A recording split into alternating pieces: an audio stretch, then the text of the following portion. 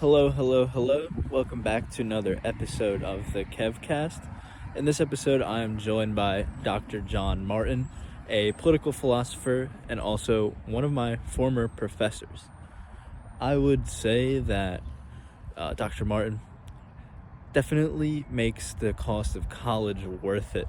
Um, Easily one of my favorite professors I've had. Nonetheless, I'm very honored to have been able to have the chance to speak with him at such a long length and cover topics that are very pertinent, like Trump, Musk, anarchism, all that good stuff. I hope you enjoy.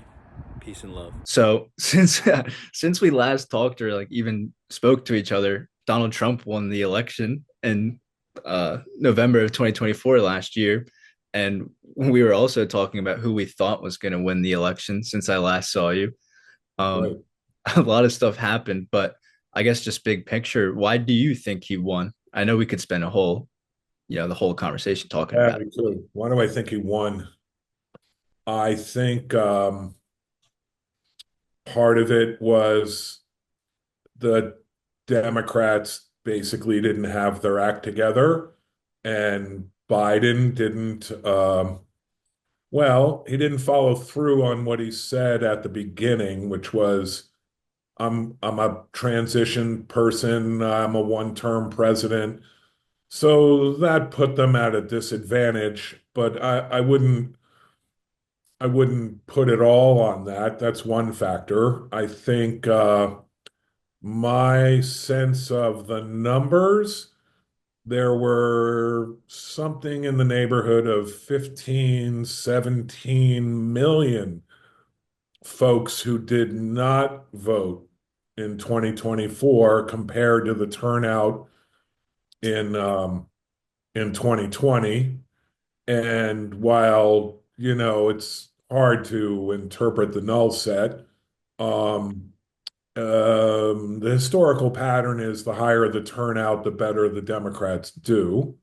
So there's something going on there, meaning there's a whole bunch of people that didn't show up in 24.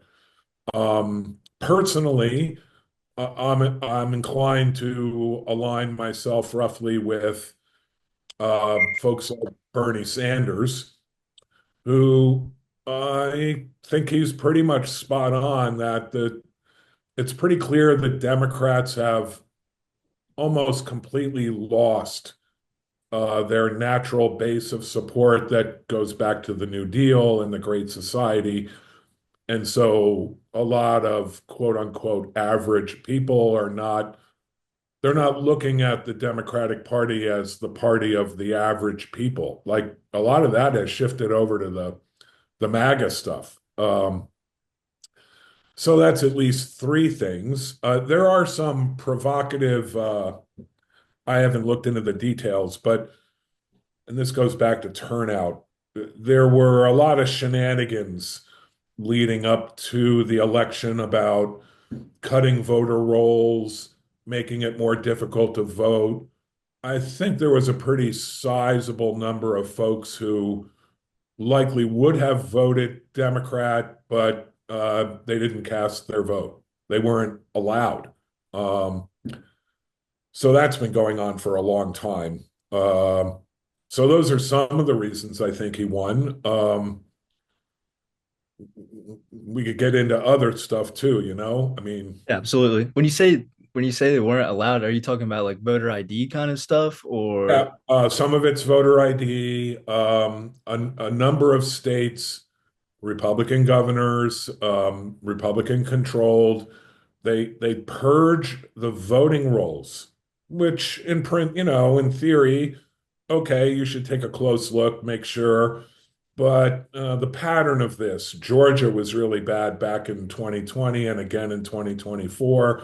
They basically knocked a whole bunch of people off the voting rolls. no? Uh, yeah, so like that, right. That makes sense. I should say, this gets me in trouble with a lot of my what should I call my liberal left friends. While look, Trump is not my cup of tea. I'm not really keen on the MAGA movement, but I must say the criticism that's leveled at the liberals is not all wrong.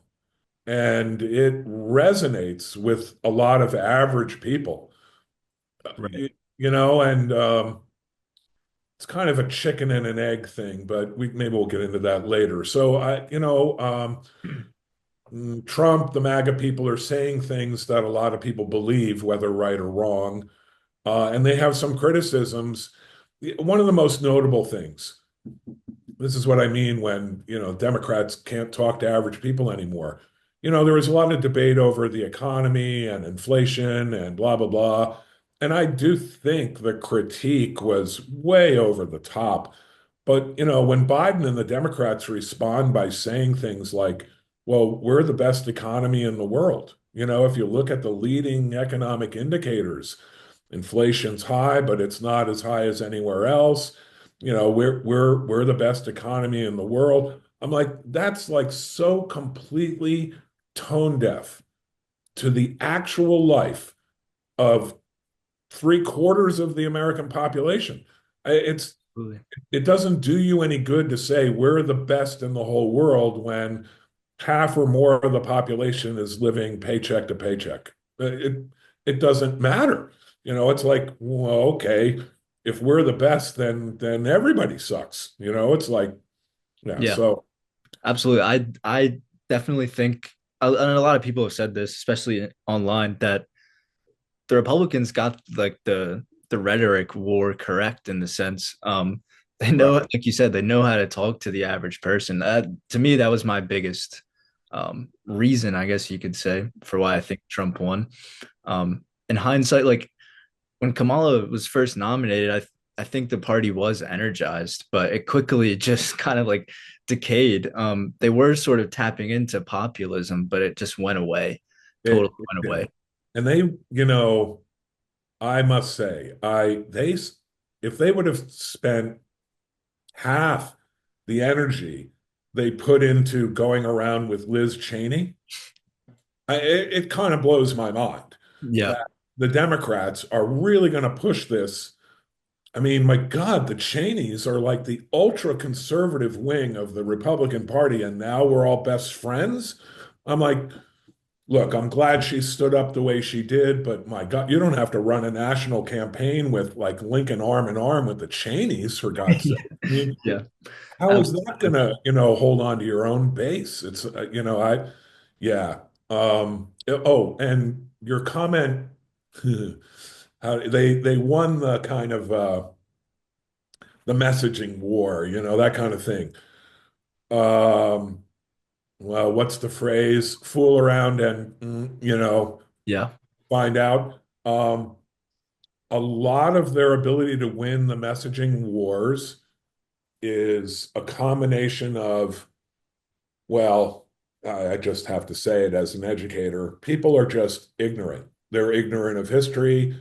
They're ignorant of how the political system is actually structured and how I they just don't know. They have no clue. And the media is massively controlled in the hands of corporate interests. So the combination, you could say the Republicans won the messaging war. I think that's true, but in part it's because control over the media has way shifted to the right. It's certainly owned by really, powerful economic forces that don't want the liberals to win. But then they are very good at feeding on people's ignorance. I don't mean stupid. I just mean they just are not aware. right, Like, like the president has control over inflation, or the president has control over my investment accounts. I'm like, you're just clueless about how things work, right. and but if you believe that, well, that message is going to work. Um, Absolutely. And we will talk about like the presidency as a whole. I definitely do think, like you said, the responsibility where people place the responsibility is a big thing. Kind of shifting a little bit. One of the main attacks from the left right now on Trump and his administration is that they're an oligarchy. And like emotionally, I want to believe that, but trying to be objective and non-biased. Do you think there's any credence to that idea? We saw who was there on inauguration day, all that stuff. Yeah, yeah, yeah. Well, yeah, I actually think there's a lot of credence.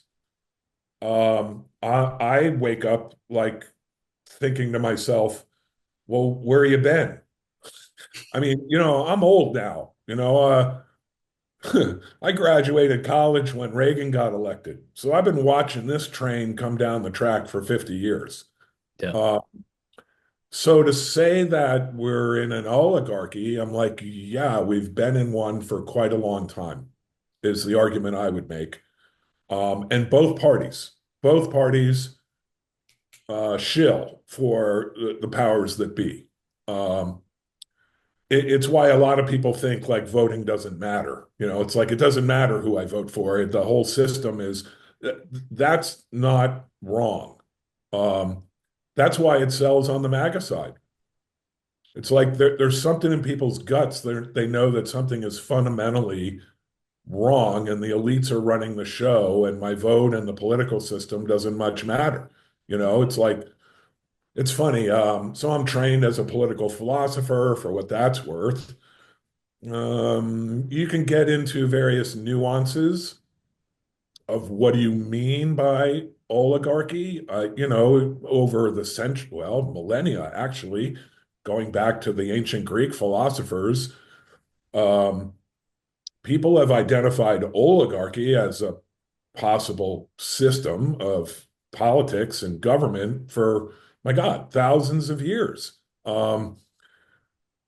And boiled down to its essentials, there are all these variations on a theme, but it's basically the rule of the few in the interest of power and money. yeah, And that's what runs the show. Don't get me started on higher education, you know, and many other aspects of our lives that have been just completely corporatized. The entire medical field, I could go on and on. Yeah, we have overlords, um, and they're quite powerful. And they have a lot of resources, and they control a lot of the major levers. Um, Still, I personally, although, I've been there myself, why vote? Now I guess, I think personally, now we can see the impact of the vote. yeah, Uh, 100%. because what's going down now, I, I am absolutely gobsmacked. I mean, I knew it was going to be, from my point of view, not so good. But I could not have imagined. I mean, I knew a lot. I've read the entire Project 2025 stuff. I knew what they were going for, but man, they're coming out gangbusters right out of the gate. Um, yeah, man, it's way worse than I ever thought. And now Trump and Putin are best friends, and Zel and Zelensky is a dict. I'm like, you must be out of your mind. I They just say things that are patently false, and people just gobble it up like it's some reality TV show. It's like, Yeah. oh, this is insane. That, Um, that is definitely like, and I do think the Republicans and the MAGA movement did tap into that sort of desire of wanting to like sensationalize politics, if you want to but put it that way, I guess. But like you said, reality TV. Uh, Going back to it, I think this is sort of a good place to talk about Doge. yeah, good, I unbelievable. think this is sort of like the the enforcement arm of the oligarchy, if you will. Especially, well, at least for Musk, that's pretty clear. I guess from a technical standpoint, I'm wondering this can't be constitutional, right? Absolutely not. Absolutely not. It's funny you bring that up. I've been thinking, so look, man, I've been teaching over 40 years for whatever that's worth. And personally, I'm on the left politically, but I do an American government course and I did it pretty straight. It's like, okay, here's how it went. Uh, I would have to completely rewrite almost my entire American government course because what used to be true forever has now all been thrown out the window. And now we get a Doge, which has absolutely no congressional constitutional standing whatsoever. Um, and now what? Entering into various bureaus and departments and seeking out data. And I'm like, this is madness. This is, man, this is going to come back and bite us bad. Yeah. Um, and, Doge, I knew they're all nuts. When, Musk comes in, he goes, I'm going to cut $2 trillion out of the budget. I'm like, well, then you clearly don't know how things work. What are we talking about? The military piece, which could be trimmed if we want to talk about the US as an empire, we could do that. There's $1 trillion. Mandated stuff, not discretionary spending. Social Security, Medicare, I could go on. There's another trillion. Interest on the debt is another trillion. We're not moving this stuff. Yeah. There's no way to cut 2 trillion unless you're just going in with a chainsaw Right. with no rationale. Like, let's lay off the people who are in charge of the nuclear spent fuel, and then realize, oh my God, we need them back, and now they can't contact them because they shut down their government email account and they don't know how to reach them. I'm like, Yeah. this is madness, absolute madness. Like they're going to break things and then they're going to figure it out later, right? I'm like, oh, well, I guess that's one way to govern. Um, I but do. yeah, I mean, yeah, yeah. Constitutionally, we are so we are so off the rails. Um, now, both Democrats and Republicans have contributed to this. We have we have been granting the executive more power over time for like 100 years, maybe going back all the way to the progressive era, almost 150 years. So Congress has basically become something without any real function or any real power when it comes to governing. They've just handed over power to the executive, especially the president. And so we have only ourselves to blame here. We've done it to ourselves. Right. But I'm not really sure. Well, I am sure that most people don't even grasp that dynamic over time. They just see the results and they're pissed off. It's like we got to do something different. Which I get that. I felt like that my entire life. Yeah. But right. So So I guess just like this is sort of a selfish question. fine. Um, the reason that, and I just want to make sure I'm correct about this, the reason Doge is unconstitutional, right, is because it wasn't passed by Congress as a new executive Yeah. agency, right? It's as simple as that. There could be no entity, call it a bureau, call it an agency, call it a department, in this case, department. None of them can exist unless Congress creates them and empowers them. Moreover, the decision also with Congress is how much authority does the Congress have over these created entities, and how much does the president have? Right? It's the split between the two branches. Um, and yeah, there is absolutely no way to make a straight-faced argument that any of this is constitutional at all. He has no standing. And now he answers to no one. Right. Like the liberals, the Democrats, they might want to subpoena, Elon Musk, come in and tell us what you're doing. He doesn't have to answer it because he doesn't hold any official government position, and therefore the Congress has no jurisdiction. It's Right. like, yeah, no, absolutely unconstitutional. All Um, right. I Cool. think you know from class, well, it wasn't exactly, it wasn't a course on constitutional law, but enough things came up in the courses that it's very tricky when people start saying what is and what is not constitutional. It's not, I should at least at a minimum say that's never been settled. It's always changed over time, right? So what is and what is not constitutional, frankly, is what we, the people, say from time to time. Right. Um, Slavery is constitutional. No, it's not. Right. Women not voting is constitutional. No, it's not. You know what I mean? I mean, that's a moving target over time. And so I try personally to be careful about, what is and what isn't constitutional. But by standard theoretical, philosophical, historical standards, Doge has no standing whatsoever. Yeah. But I we all know they're acting. They're acting. It's like, and people are obeying. It's like, well, there is some pushback. We'll see how that goes.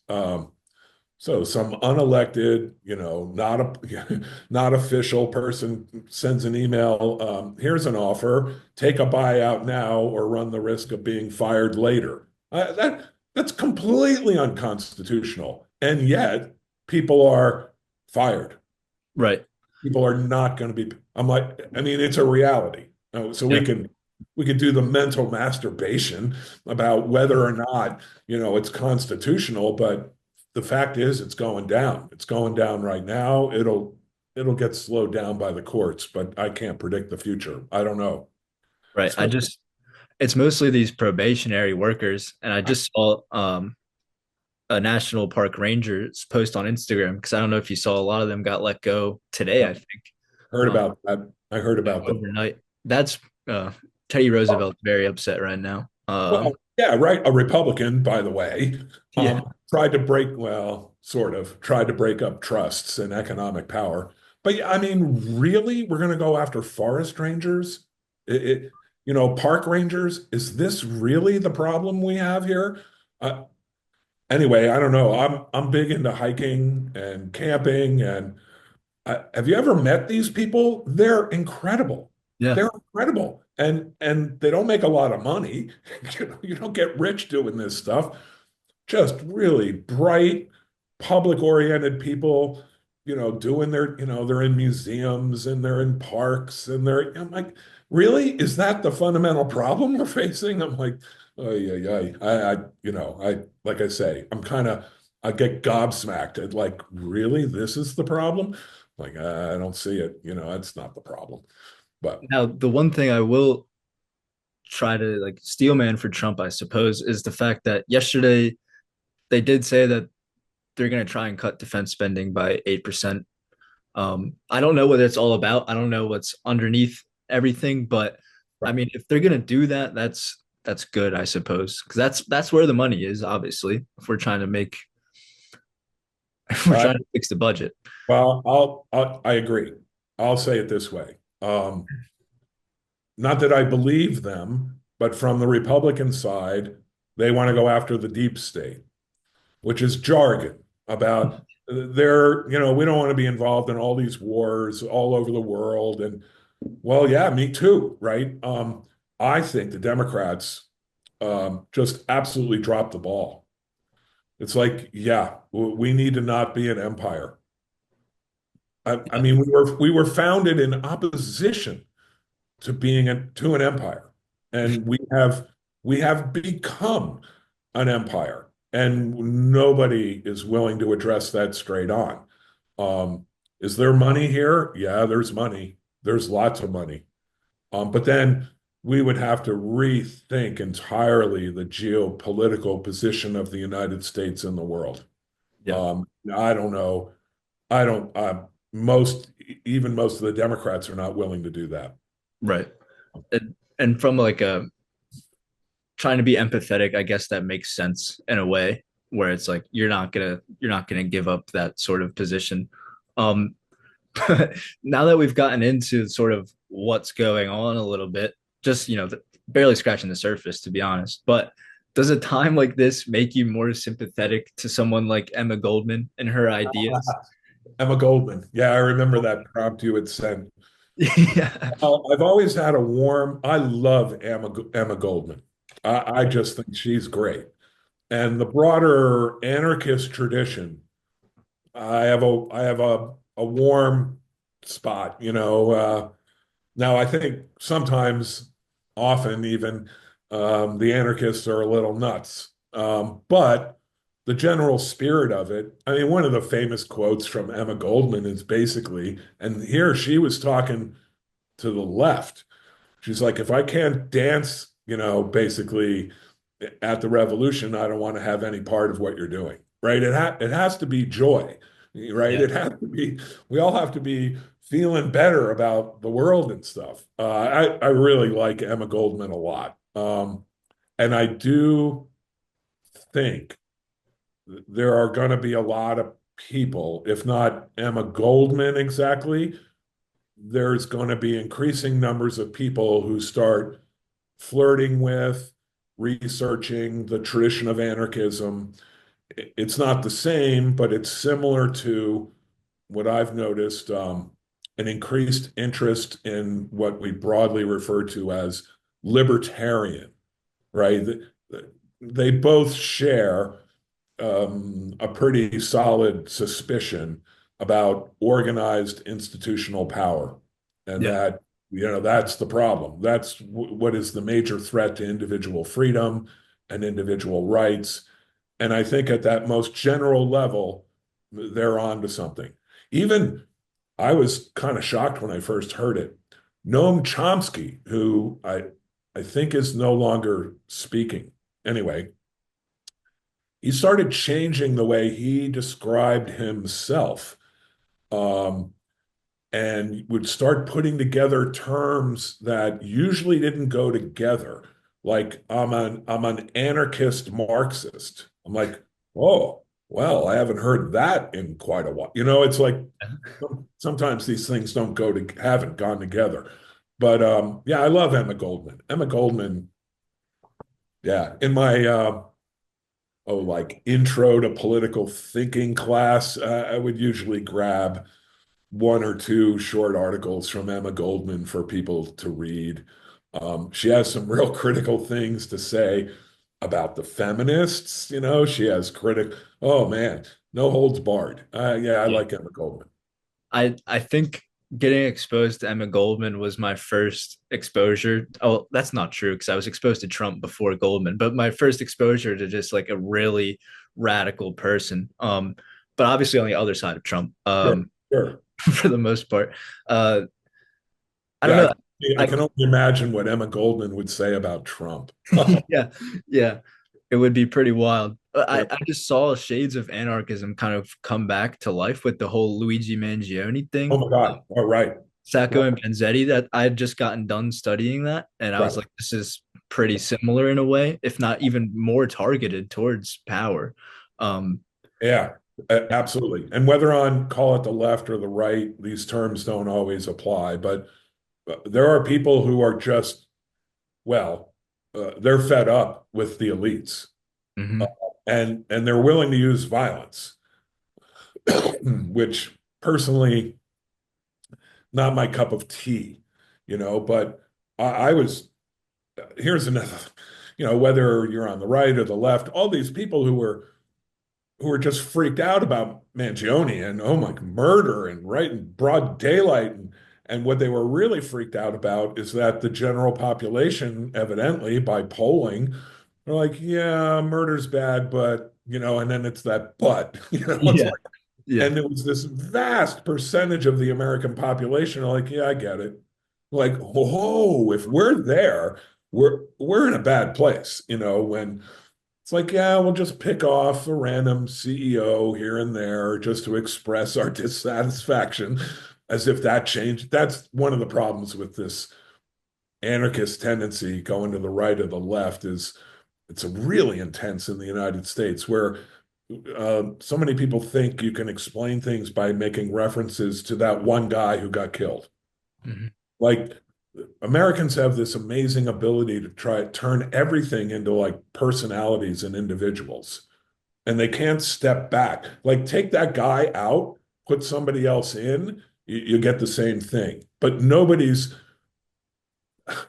not many people are talking about changing the structure, the system itself, right? I'm just going to take out this individual and then it'll get better. I'm like, no, it won't, Yeah. right?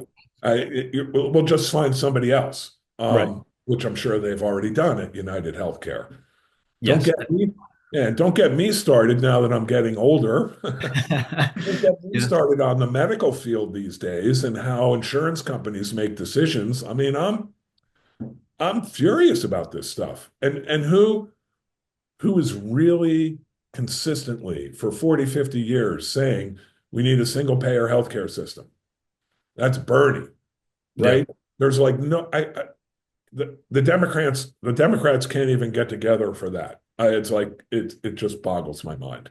I'm like, It, it is pretty crazy to me. I the part about all of this that speaks to, well, it really threw me in for a loop, the whole Luigi thing, and then kind of relaying it back for to Emma Goldman and all those people. I also Luigi Galliani as well. I believe his name is said. It might be mispronouncing, but the quote about him that really stuck with me is when you heard him speak, you'd want to walk up and shoot a police officer. Um, um, I get it. so that sort of thing really threw me in for a loop, thinking about morality and like the existence of government, just like really trying to find my way back, like all the way to Locke and Hobbes almost. I don't know. I don't know right now at least, and this is probably like an emotional thing. I don't know how you can justify what our government currently is. I don't know if you have any thoughts about that, like whether or not it it's justified. Well, we are a long way from the traditional understanding of republic. Now, again, that's 2,500 years of evolution of thought about political systems and government, but we are no longer a republic. We are an empire. And that's just on the political side, leaving aside the concentration of economic power, Right. uh, which, by the way, was right there at the founding, which we kind of turned our backs on. That's like Shays Rebellion stuff. I mean, a lot of people have thought it's not enough to be politically free, speech, press, voting, that you also have to be free in a socioeconomic sense, right? There has to be a real prospect that your life is going to be good if you work, that kind of those days, that ship has sailed. It's really sad. If it's just, yeah, so no, I'm not real happy with the government, but I've always taught this stuff as it's okay to look at the government, but I personally think it's more important to look at the forces behind the government. So scream and yell all you want about the government. I think it's more useful to try to focus on, well, what are the interests behind, the various political actors? Um, because that's where the real power is, in my opinion. I drifted off onto the healthcare thing and, you know, anyway, I don't know if I often do in classes. So my father, Mack Trucks, executive, you know, finance guy, he was one of those Reagan Democrats back in the day. Okay. Anyway, later in his career, he left trucking and he started in on the earliest forms of HMO, health maintenance organizations. This is way back in the 80s. I come home one summer and he goes off for like an hour on how we need a single payer healthcare system. And I'm like, when did you become a socialist? Yeah. I swear, for an hour, he laid out a purely business economic logic for why a private healthcare system is absolutely the worst thing we could do. Yeah. His job was to organize the doctors and the workers and the hospital all into networks way back in the day. It blew me away. It was a beautiful argument. It just shocked the hell out of me. I'm like, wow, you're a Reagan guy now, and you think we need, a single payer health. Now you're a socialist. I'm like, how to purely economic logic. And back to is the government the fault? Yes, but it's the economic system, um, which is driving all of this stuff. And that's why the MAGA movement is fundamentally misdirected. They think things are going to change by changing the government. Yeah. I I personally am like, sure, things will change, but you're not going to get at the core of real power if you That's can, if you just focus there. That's the point about the anarchists. yeah. I so Dismantling capitalism, essentially. well, Americans just they find it real difficult to admit what everybody knows, which capitalism is not making us free. In fact, it's enslaving us, bit by bit, slowly over time, to the point now where we have the richest man on the planet, unelected, you know, just doing whatever he wants. Yeah. I'm like, this absolute madness. But fuck around and find out, I mean, It's just so wild to me. Like maybe we can talk about this a little too, is the conservatives, the MAGA people, and I enjoy that they oftentimes critique capitalism without knowing it. Um, um, they like do. I have some conservative family members, whatever. They're probably not going to see this. Me too, And actually. we'll like sit together and watch sports, and they're like, "Oh my goodness, another commercial." Greedy bastards, so to speak. It's just I don't know how I don't know what goes wrong. Sometimes they end up wanting to blame Jewish people. You could That too, right. The ethnic stuff, yeah, they can't seemingly see what's right in front of their eyes. For me, so I'm an old broken jock athlete. Um, Way back in the day, they introduced, I remember it first in basketball, TV timeouts. yeah, And being an athlete, I'm like, you are absolutely ruining what we might call a fair and an equal sports competition. You're torquing the momentum exactly at no matter what's going on. I'm like, and why? That's all driven by advertising stuff, right? I yeah, or as I like joking about it, I don't know about you, and I haven't noticed it as much online. I'll have to think about that. But on the TV, when they cut the commercial, the volume goes up. yes, yeah, I'm like, well, I didn't give you permission to come into my living room and invade my consciousness, to tell me, Viagra, yeah, which, whatever, guys. I'm really worried about the guys, I gotta say. yeah. Fucking guys, man. They're just, anyway. Yeah, nobody wants to take this stuff on directly. And, you know, you start bringing, but I have noticed in the last generation, because we're not in the Cold War anymore, there are increasingly large number of people who would vote for Bernie Sanders, Yeah, who's an avowed socialist. yeah, When I started, that there wasn't a snowball's chance in hell that anyone on the national stage could call themselves a socialist and have a prayer of even getting close to a nomination for anything, right? Um, but now there are people who are like, huh, he sounds kind of okay to me. I'm like, yeah, duh. Um, yeah, yeah. So anyway, what else is on your mind or can we chat yeah. about? We you sort of gestured at maybe some people will become more sympathetic, not necessarily to anarchism, but something similar. And I know this is extremely hard to do, but do you have any sort of like general predictions for what we may or may not see during this administration? Because it's about a month in, and we still have such a long time to go. Um, Right, right. like, I don't know what could happen. I genuinely do not. Well, I don't either. I don't want to sit here and tell you I have that good of a crystal ball. I don't. Um, I would guess, I'm thinking Trump and his folks are not taking their foot off the gas pedal. They're going to go for everything they can possibly get. The next big test will be the midterms. Yeah.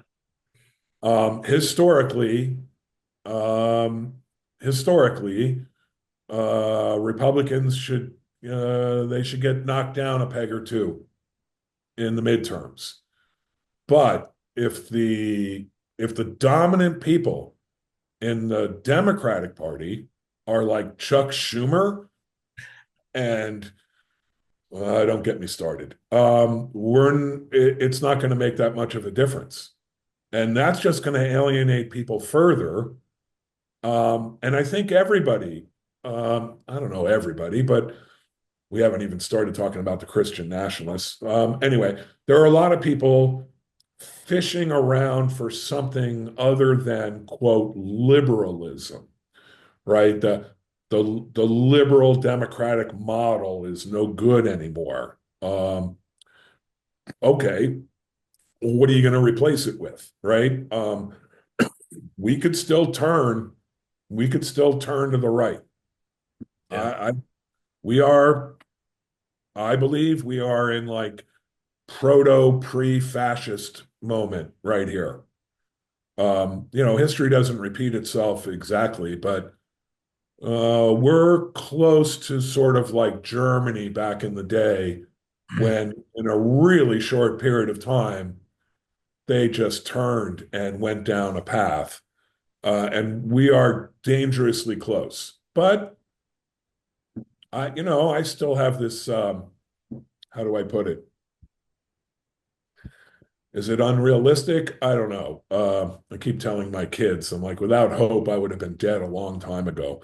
Um, I still think a lot of Americans, don't want to go down that path and will fight back. Yeah.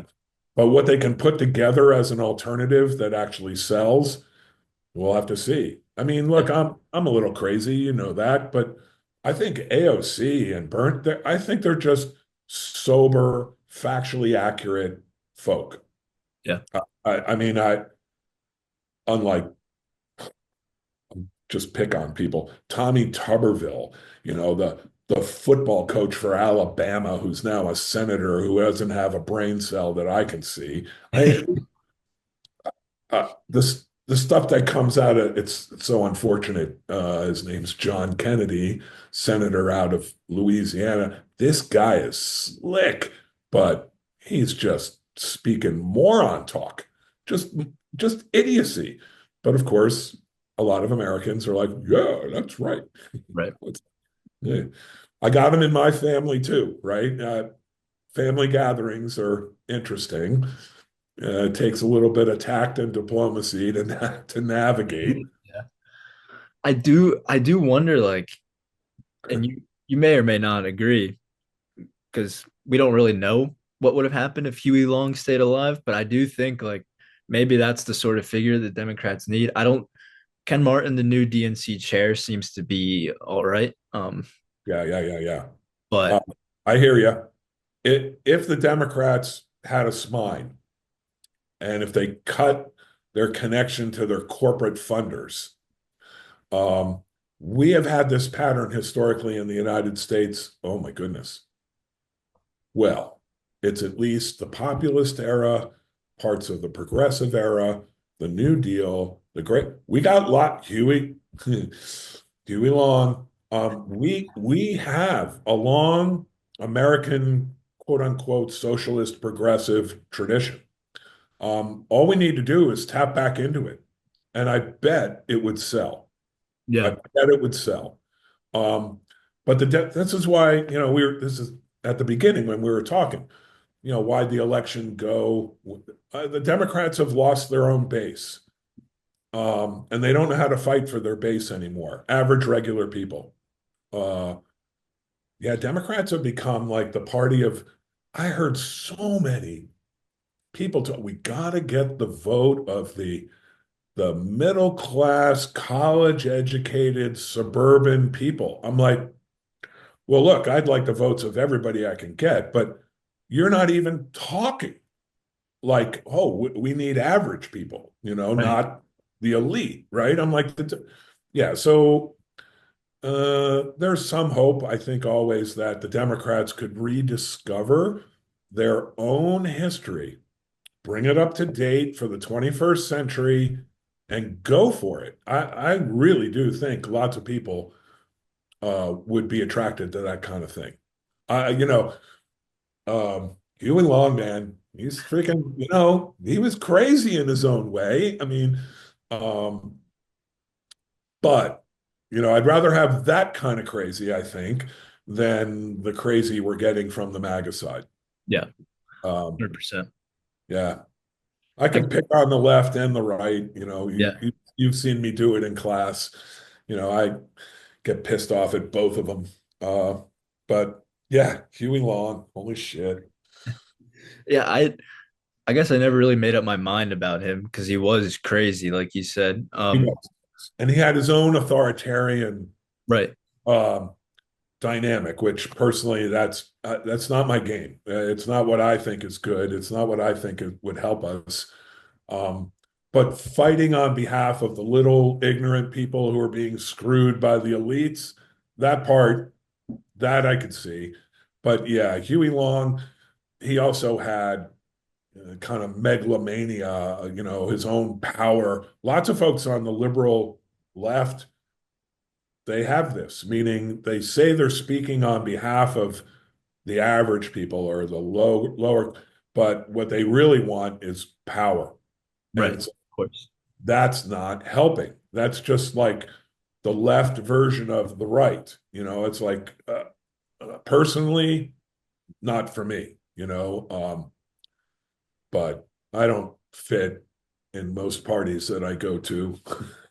Yeah, I right. haven't I haven't really found the place. Well, there are a handful of people I know, but I don't really fit, cocktail parties, whatever, Uh, professional academics, they drive me as crazy as anybody, it's like, anyway, liberal academics are some of the worst.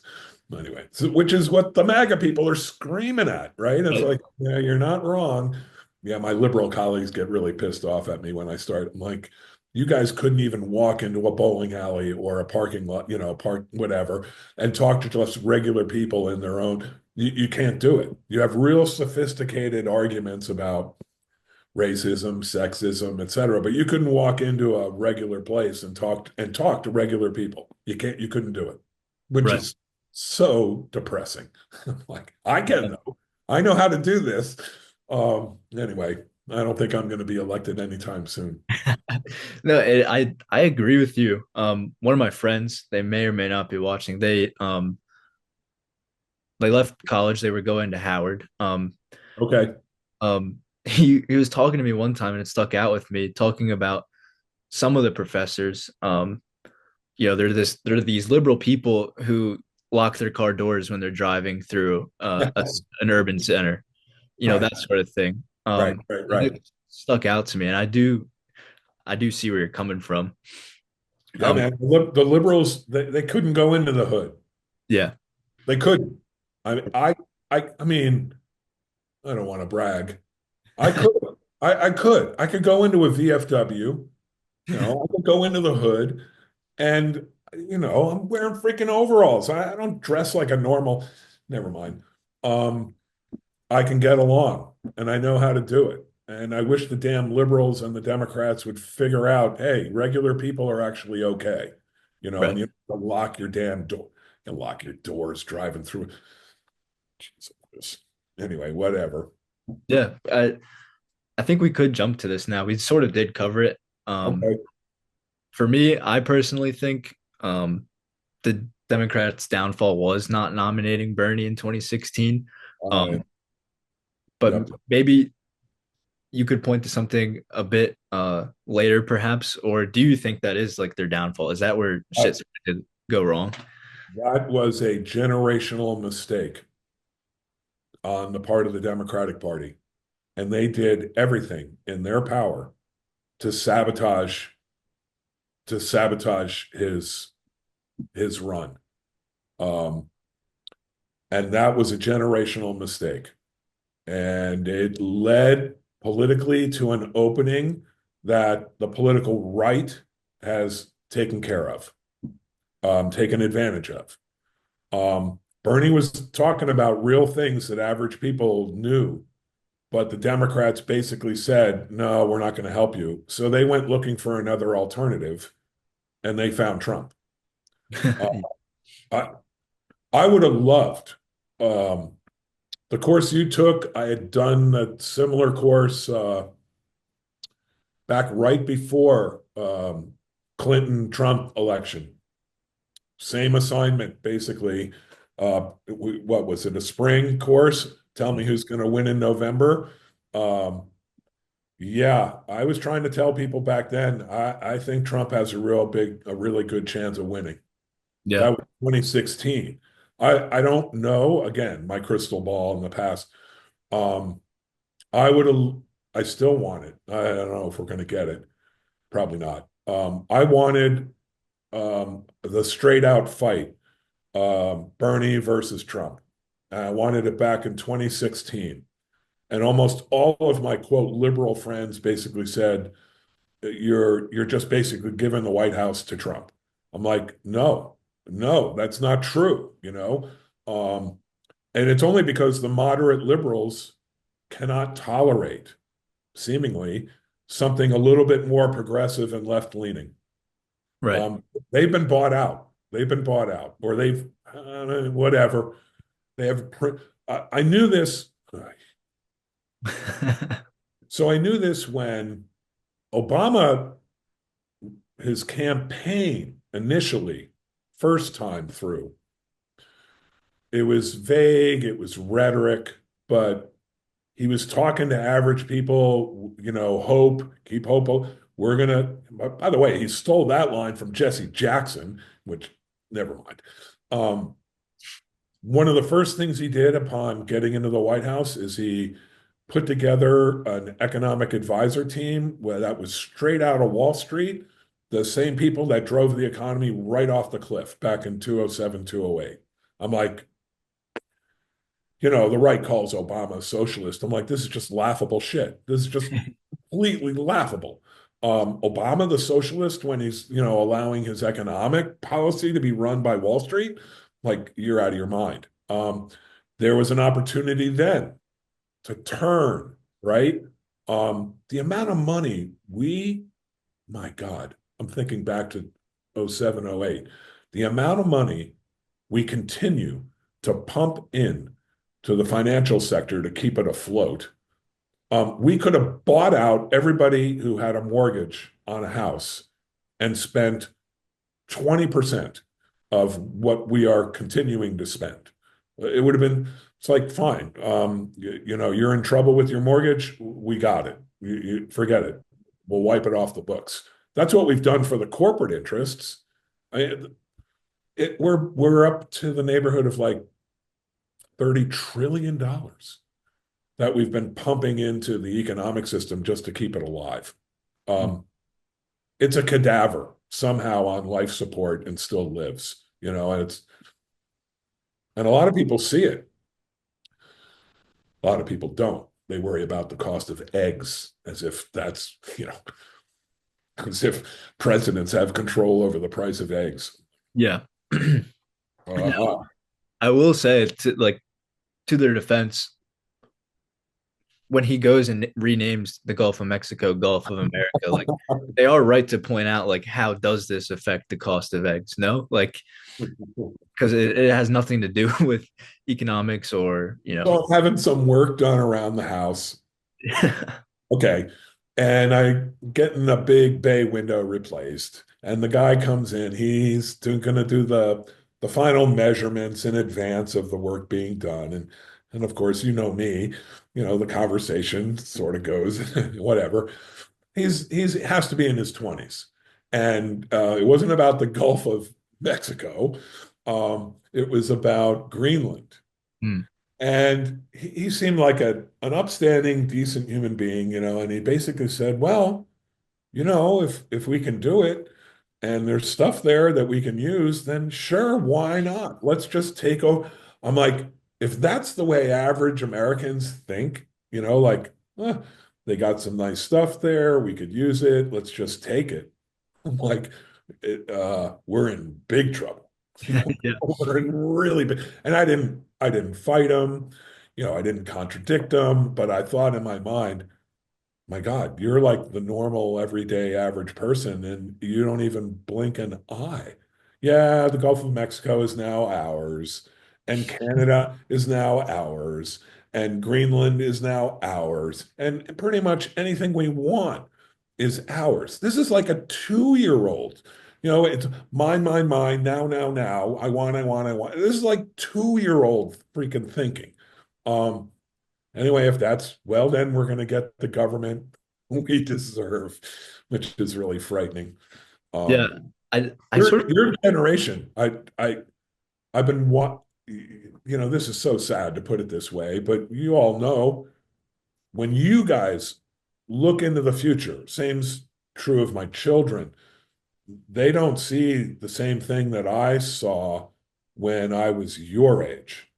So I did see the prospect of, ah, I could get a good education, I could get a good job, I can get into a house.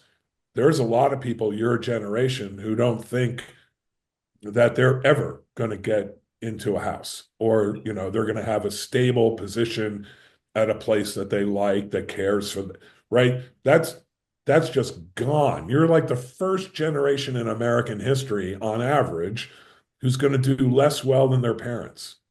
right. That's earthquake shit. It's like, oh my God, that means, okay, the system's really messed up. We got to change it. I mean, maybe it goes good, maybe not, but it's like your generation, man, it's all in your hands, man. I'm going to be dead in worm food really soon. It's not, it It's is here. Yeah. And how did the vote go among young people? And how many young people bother to get off their ass and just pull the right? yeah. Okay. Look, I didn't vote back when I was 18. It took me a long time. Even back then, I was like a pox on both your houses. I don't want to play this game anymore. I'm voting for the person I hate the least. You Right. know, I talk to so many young people who are like this too. It's like, I don't want either of them. I'm like, yeah, I get that. I don't want to fight between Biden and Trump. My God, how unattractive is that as an Yeah. option? I'm like, this is just crazy. Um, This is a perfect segue into the question of, obviously, like you said, a lot of people my age and just generally don't feel the need to vote. no, Um, Now, they for don't. me, I sort of get academic about it. Like, I feel like there's like a Kantian duty to vote.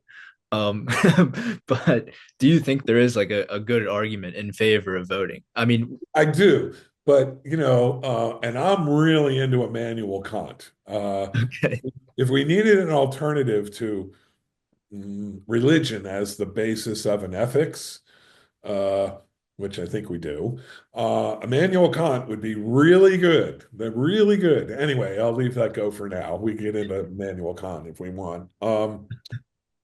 Yes, I think it's useful. I think it's appropriate.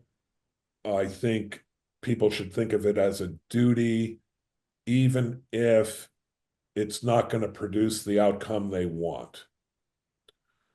So I've kind of changed my stripes over the years. I don't blame anyone who is questioning whether or not it's worth it. I don't, because I was there.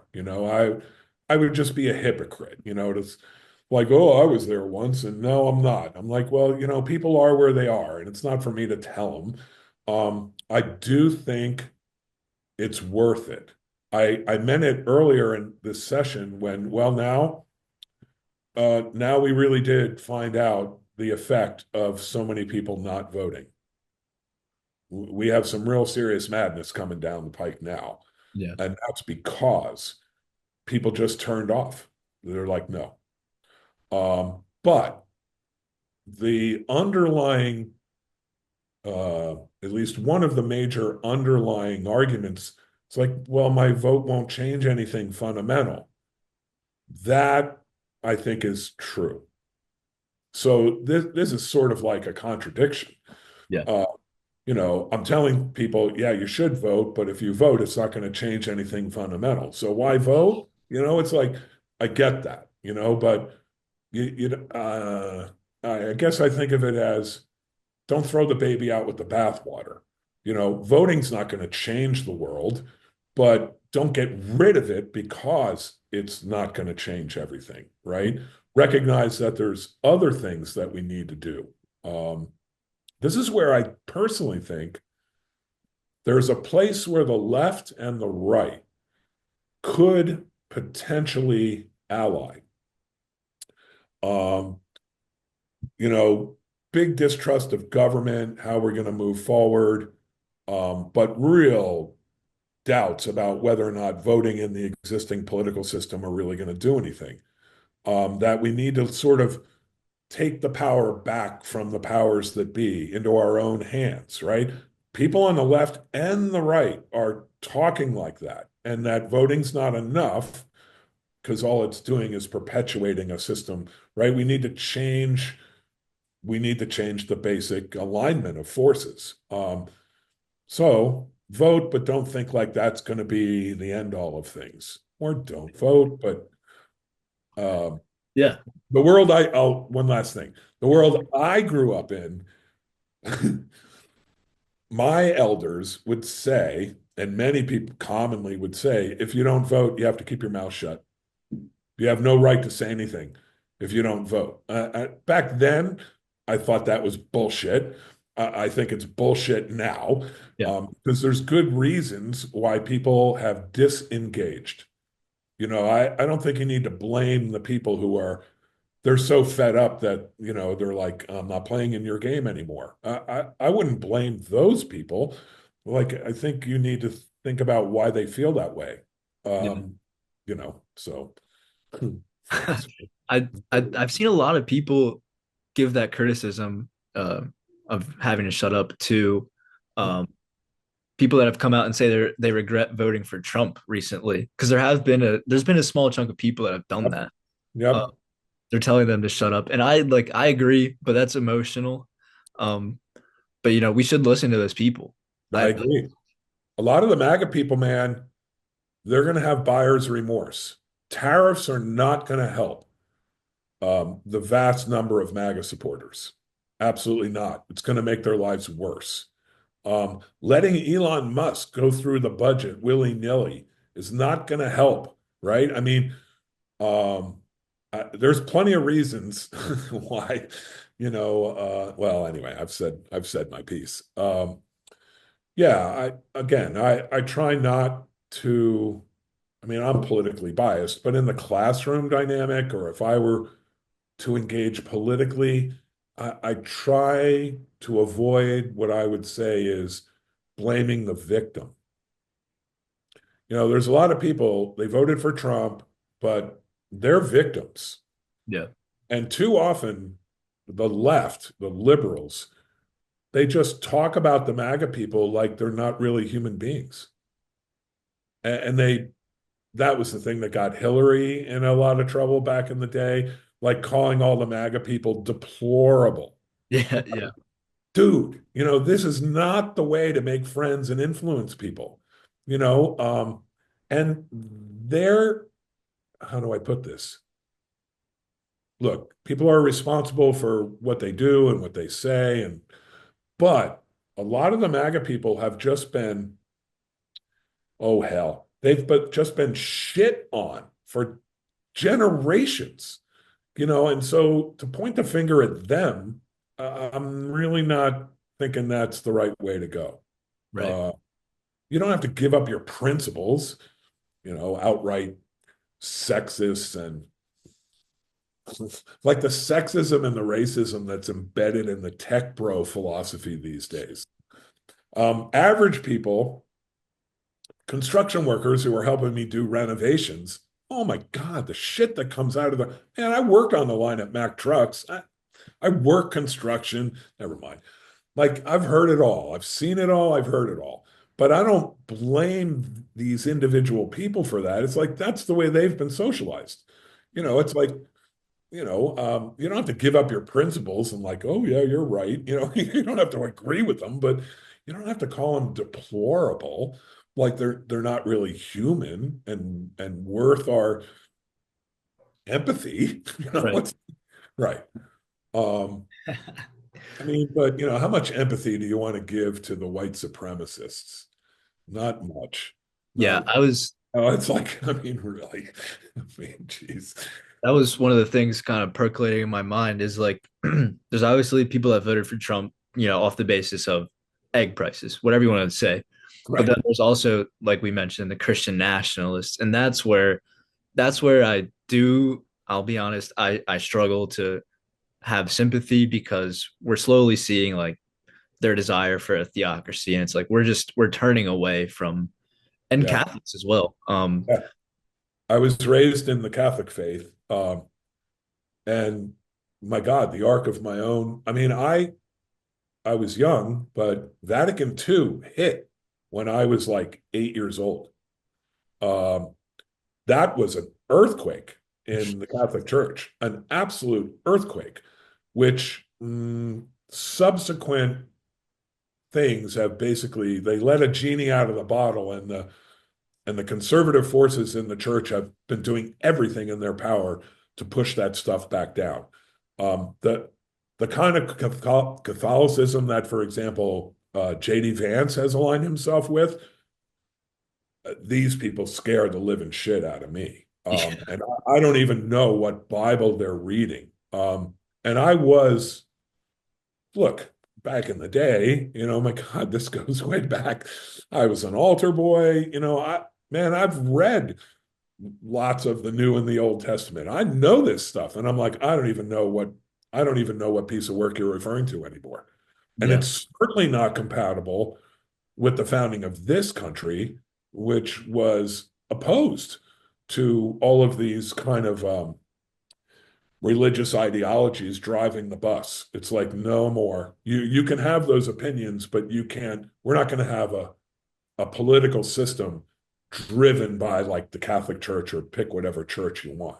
The way we've gone down, the way we've gone down this path, not just here but around the globe, the conservative versions of all of these faith traditions seem to be in the ascendancy. And to me, it's just a shame. I mean, I know what side Jesus is on. Right. And he sure as hell wasn't on the side of people like Trump and Elon Musk. Yeah. There's no way in hell you can make this argument. Um, oh my God. Yeah, these people really scare me. They are truly a fundamental threat to the basic principles of which our whole system was founded. Um, Yeah.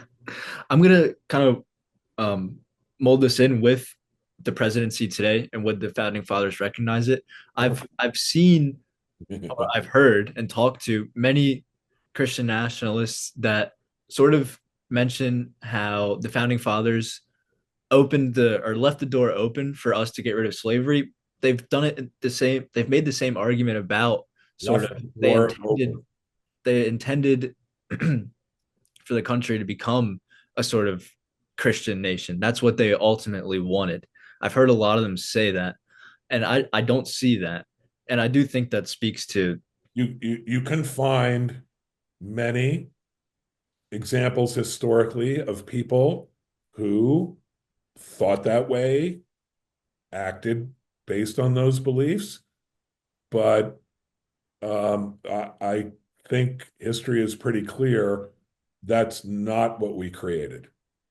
I think it's quite clear that even the use of the term God or a creator in the hands of people like Jefferson and others didn't mean anything like what these Christian nationalists are saying today.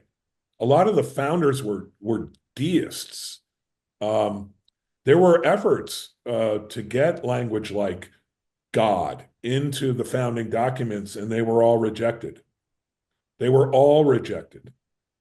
These people, the Christian national, I'm like, I don't even know where to begin, where someone could, with a straight face, say the founders left the door open to get rid of slavery. I'm like, you must be out of your mind.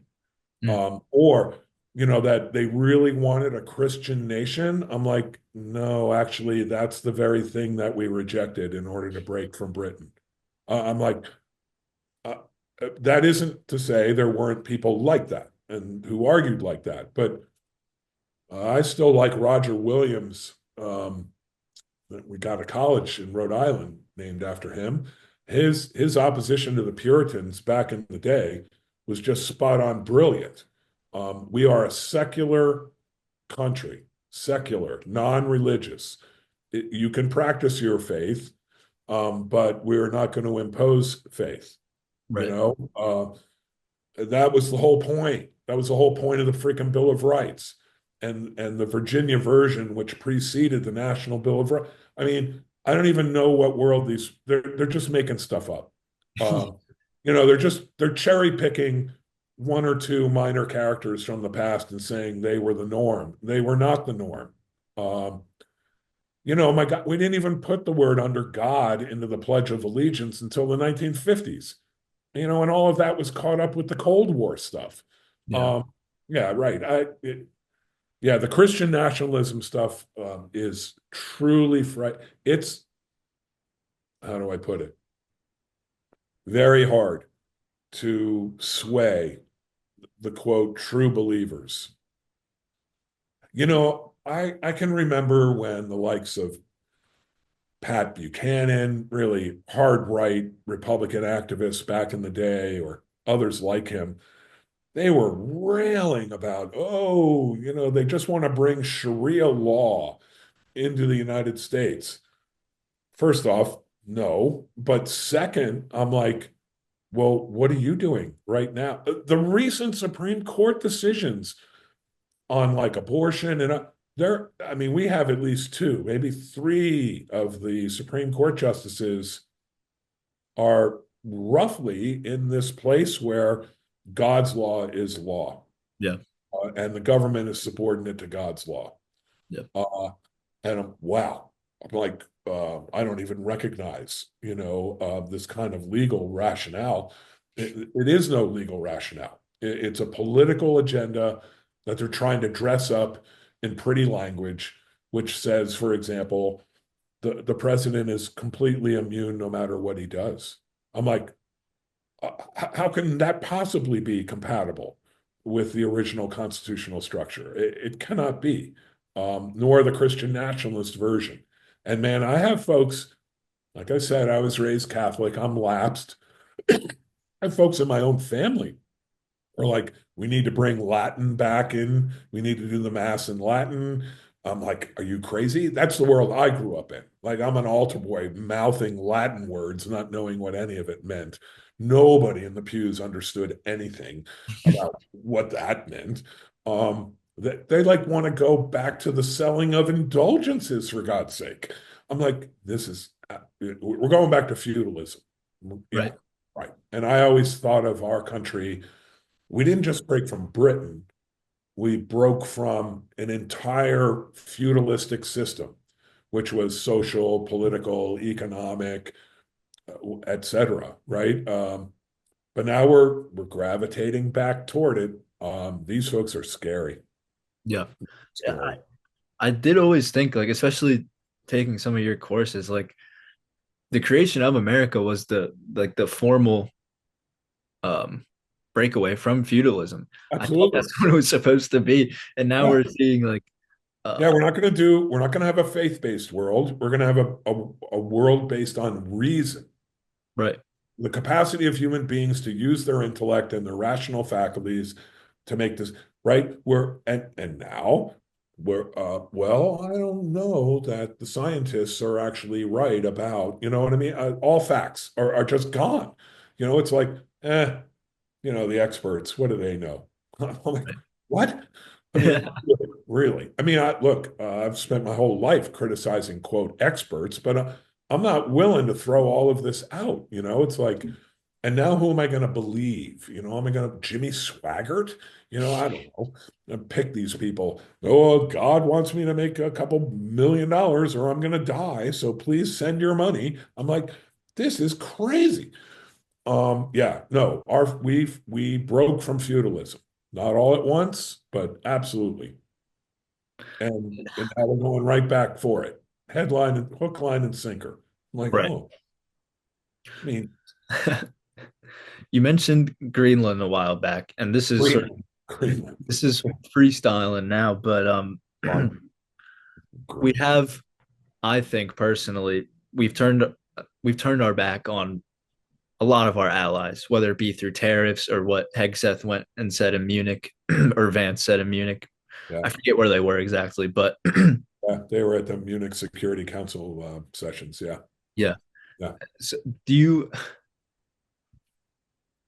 is what's going on domestically worse in your opinion, or the potential loss of our allies? Would that be worse? I guess the way I think I'd put it is the fight that's going on in the U.S. is going on globally. Fair. So the right, quote, quote, it's international. It's international, and they talk to each other and they coordinate. They know what each other is doing. They're fostering each other. It's like Orban, and go on and on. Um, Now, there are forces against that, but I wouldn't say what's going on here domestically is any necessarily worse or better than if project out to the internet. I think it's the same fight. I think it's the same fight internal to the US and globally. Um, and there have been well, this gets us back to, is liberal capitalism something that can be sustained for increasingly over, oh my God, I mean, the average worker wages for annual wages have been frozen since like the 1970s. For increasing numbers of people, liberal capitalism is just not getting the job done. And they're reaching out for some alternative. It tends to go in an authoritarian direction. It tends to reach back into some of the culture, religious-based kind of identities.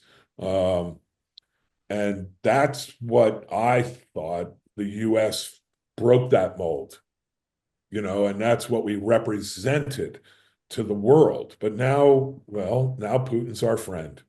Yeah. Now Orban is our friend. And Zelensky is a dictator. And the liberals in Europe are like, "Oy, oy, oy." Right? So I think how to say it, the dynamic inside the U.S. domestically is a microcosm of a dynamic that's literally global. Yeah. Right? That makes So perfect sense. So I do want to end with something positive, maybe, perhaps, because I do think it is true that we could very possibly be witnessing you the want to get day of into America, there but is positive shit like Kendrick, if you really are smart about it, and what he did at the Super Bowl. Never mind. in what way? Oh, well, there's a lot of it goes back to Beyonce. There's a lot of truly radical stuff within like the tradition of rap. Not a lot, not all of it, certainly, but there's truly radical stuff that's out there, and it still attracts young folk. Yeah. So I don't give up hope. I Yeah. mean, I think a lot of people realize, yeah, it's not pretty right now, but I'm not giving up the faith, and even when it's hard, I mean, okay, it was hard before we got rid of slavery. Does that mean you just give up? It was hard before the civil rights movement, you know, you just give up. I'm like, well, no, you just keep fighting. It is hard. It is hard to hold on to some positive stuff given the madness of what we're experiencing. But there are a lot of people out there who well, they know or they suspect this is not going to end well, right? We Yeah. need to really find a different way of going. And so, and my God, I love Trump. He stopped. I'm glad, although it'll come up again. Trump talking about a mandate. I'm like, a mandate, my ass. Your viewers, you should check out Gil Scott Heron. The song is called Mandate My Ass, which is about Reagan, elected back in the day. Anyway, there's no mandate. He was less than 50% of the vote. Right. There is no mandate. Um, that's like, that's just bullshit talk. He won. He won, you know, sad as that is. But, hopeful things, I don't know, I get hope from you. Make And, you know, and students and colleagues over the years, good friend of mine, he's retired now, but he was with the EPA, which is now just getting kicked right in the teeth. And he lives in DC, and he's spending time, he's trying to counsel and advise current EPA people. And so there's little things we can do. Rome wasn't built in a day. Rome, a great analogy. We've shifted from republic to an empire. That's when Rome went bad. That's when we went bad. Empire is not good. Anyway, yeah, hope. I don't know. I always have hope. I would have taken myself out a long time ago. No hope. It's like, right. Of course. Of uh, course. but it's hard. The culture is very individualistic. Yeah. It's all about it's so I try and think about it's so like time. There's no reflection. It's all now. I want it now. What's the cool thing now? It's like it's all commercial and it's all marketing. And I don't know. When I grew up, I was like, this is all bullshit. That's what the Rolling Stones are all about. I can't, never mind. Can't get no satisfaction. Like, you can't be cool unless you smoke the same cigarettes or whatever. I mean, we knew this. You know, we knew this like 60 years ago. Maybe it's time to rekindle some of this again. I don't know. Hope. I've always looked to that time period as inspiration. Um, well, It reminds me, I'm sorry, I keep cutting you off. no, you're good. So those time it had its Lord knows I lived through it. It had its crazy ass shit, which I wouldn't recommend to anybody.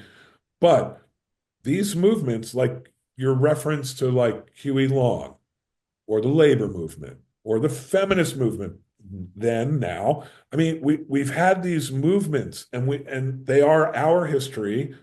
We can tap into them. I like the guy out of North Carolina, Reverend Barber, who's taken up the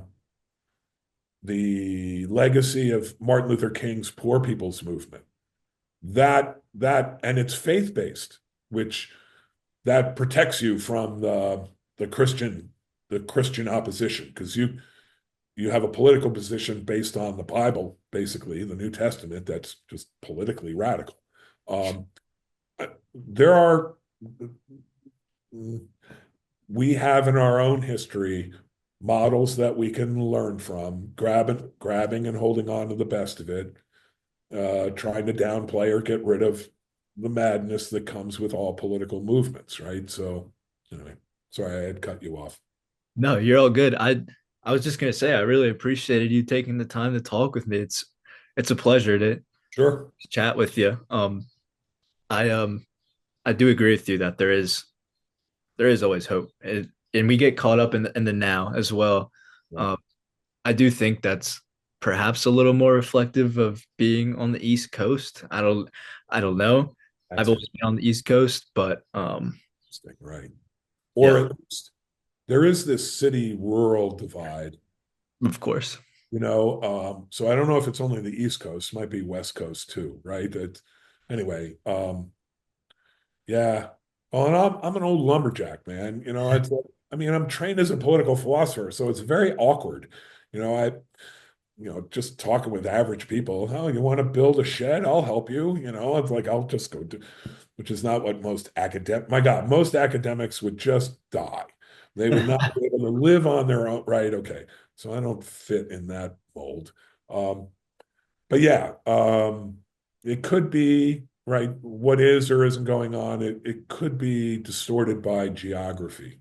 Right, for sure. 100%. Well, once again, I really do appreciate it. It's always so much fun to talk to you. Thanks, And man. yeah, of course.